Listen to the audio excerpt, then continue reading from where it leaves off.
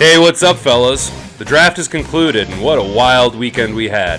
I know a lot of you are about on the edge of your seat waiting for my hot take, and it's not going to be as hot of a take as you'd imagined. I want to calm some of your nerves about our first round picks here with Jahmyr Gibbs and Jack Campbell. So this video is going to be kind of talking some of you off the ledge here because there's one crucial piece of information that we're all failing to acknowledge, and we're going to talk about that in this video. So let's go.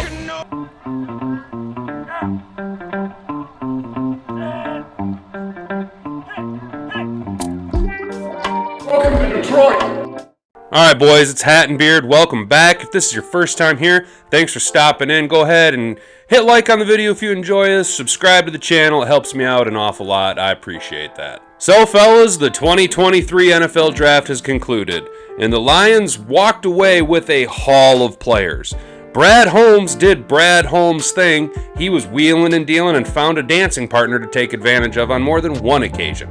Listen, general managers of the NFL, there's 31 of you outside of Brad Holmes. I'm going to give you all a little bit of advice. If it's draft day and your phone rings and there's a 313 area code on it, do not answer because he's gonna fleece ya. Brad Holmes makes deals.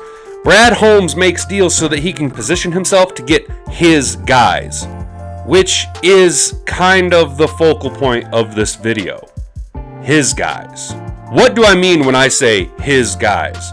Well, as Lions fans, you guys have come to hear the phrase, Dan Campbell guys. And although Brad Holmes is the one making the majority of the decisions, Dan Campbell's the one that has to actually put all of the pieces together with his staff. So they have to be guys that can work both in the organization and with the coaching staff. So we target these high character individuals, in case you haven't noticed. A lot of our players have the same personality traits.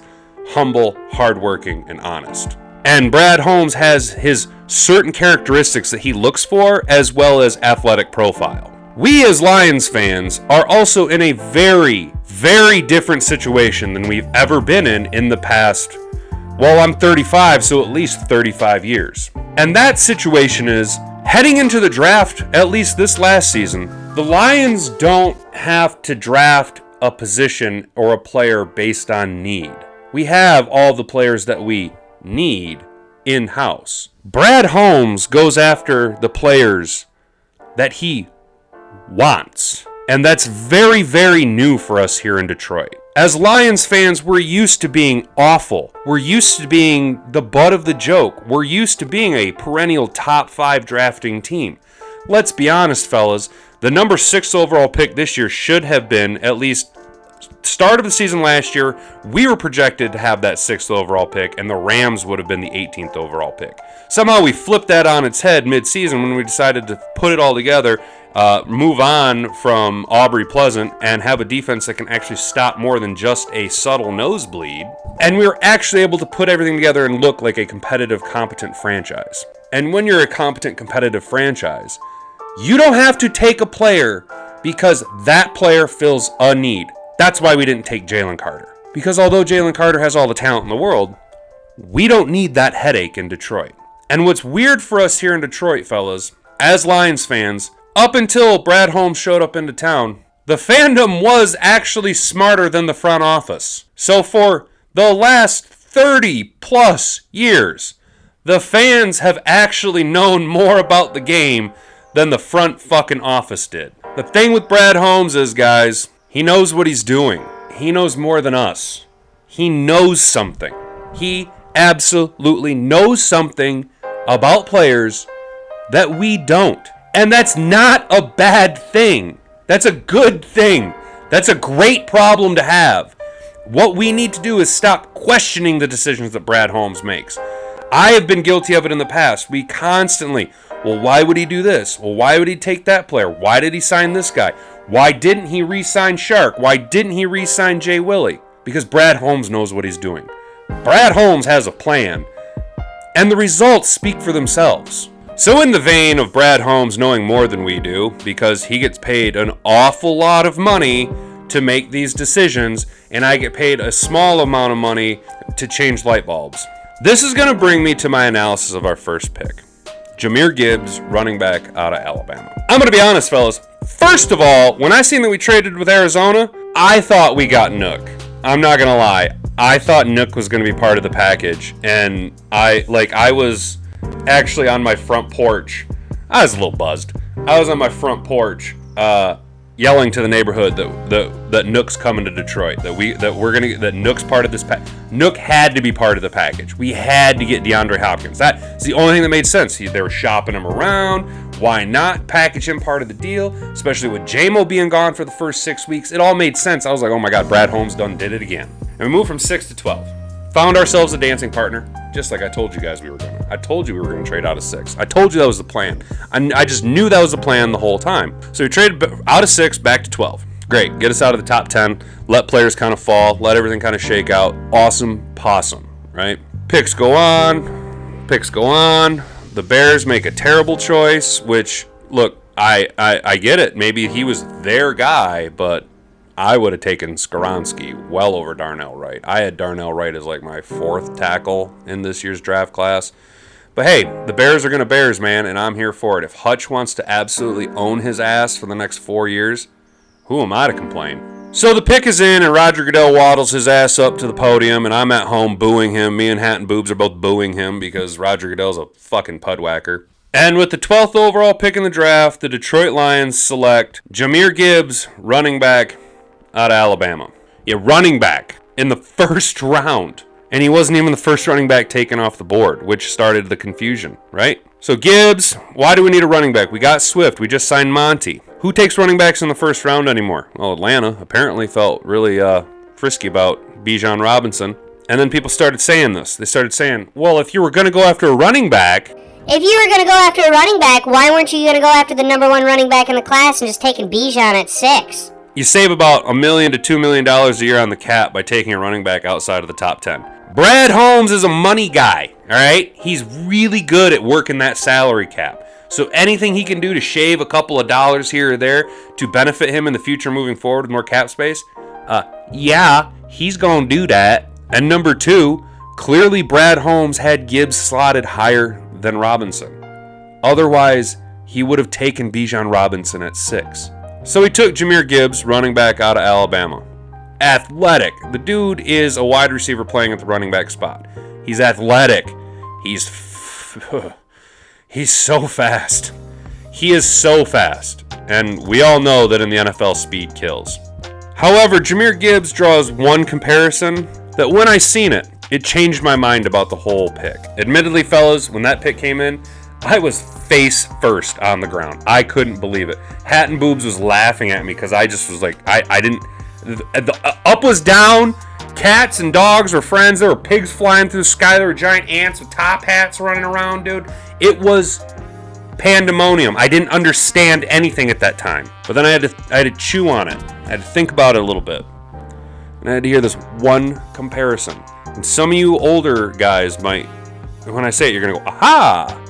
Yeah, you got your Kamara comparison. He ain't Elvin Kamara. His running style isn't as fluid. His hips aren't as fluid. You could say maybe a Reggie Bush, but again, Reggie Bush wasn't as good at everything that Jahmyr Gibbs does. He was better at certain aspects, like he has slightly better hands. He doesn't have the wheels. He's got slightly more fluidity in his hips, but he doesn't have the outright speed that Jahmyr Gibbs has. So when you look at the hands, you look at the I don't want to say tightness in the hips, but lack of fluid movement, but more of a sharp cut and go style hip movement out of Jahmyr Gibbs. And the flat out speed. Guys, the comparison is absolutely perfect. Jamal Charles.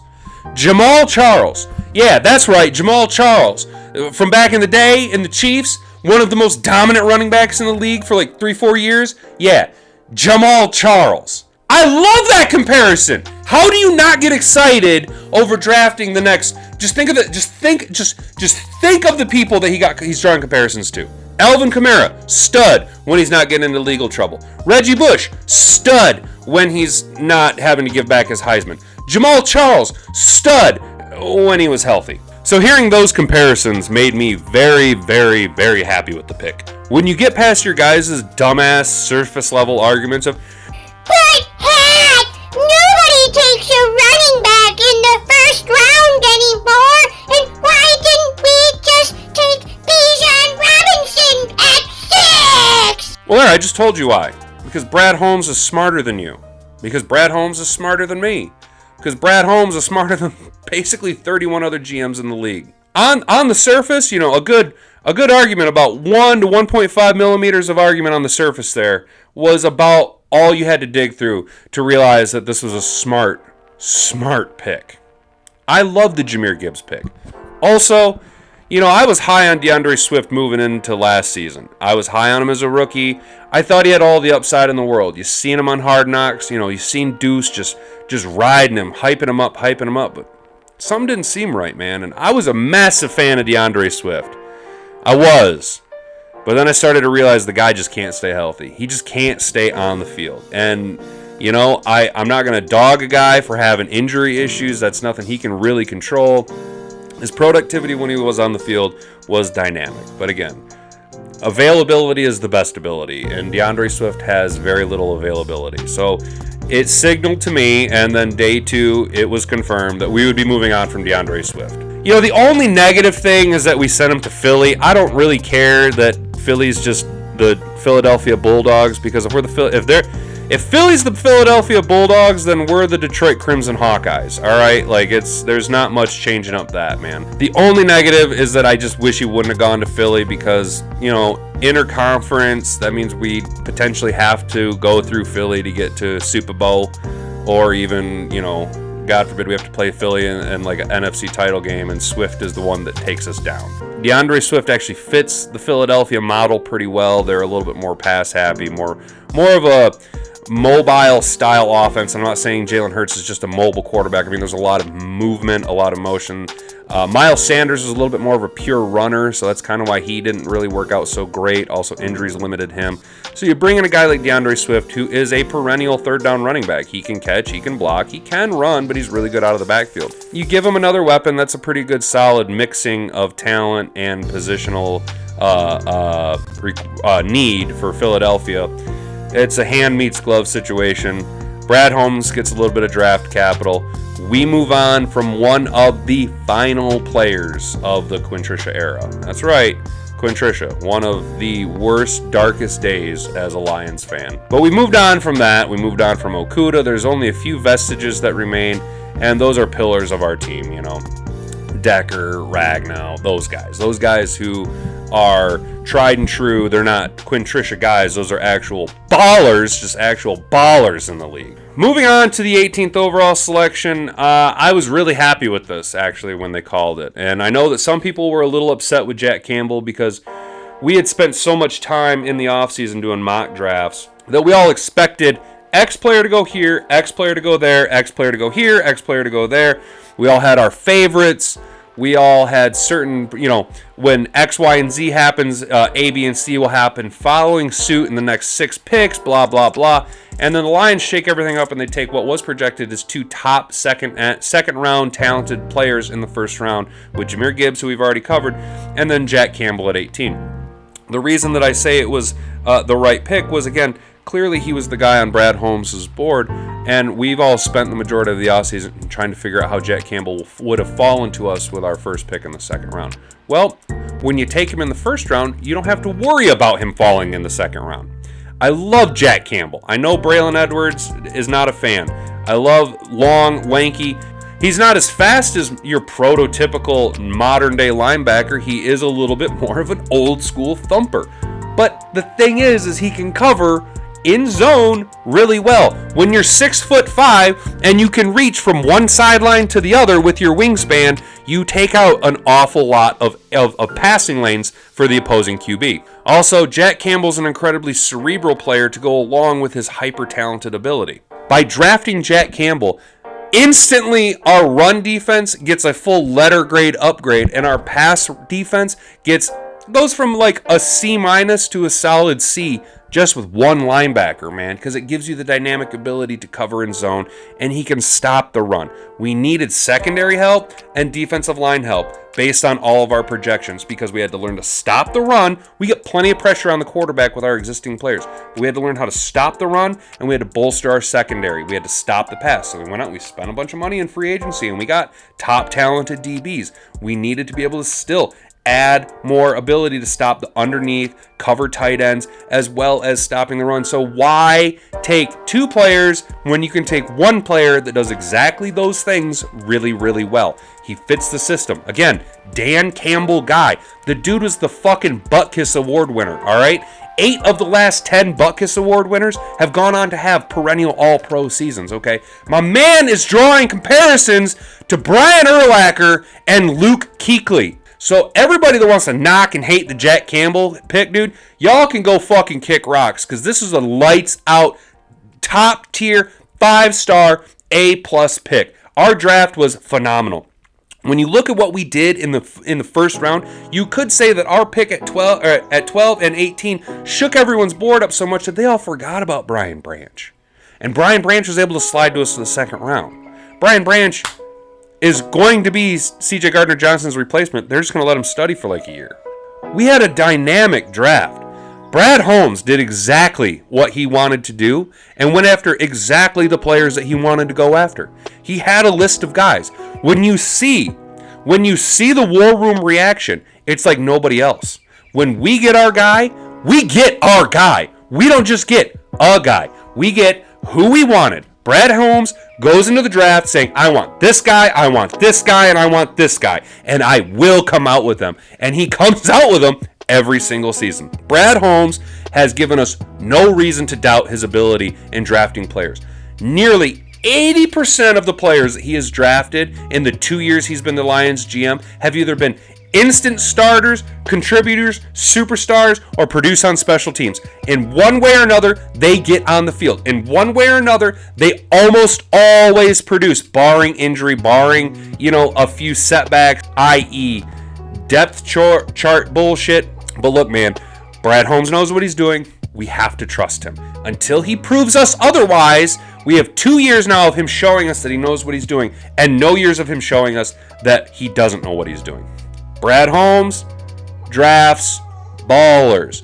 Brad Holmes drafts them dudes who are going to go out and ball. Brad Holmes has given us no reason to doubt him, and Brad Holmes we trust. I love our picks. I'm only going to touch on the first two picks tonight. I'm not going to get into the whole rounds 1 through 7, although Holmes absolutely killed it.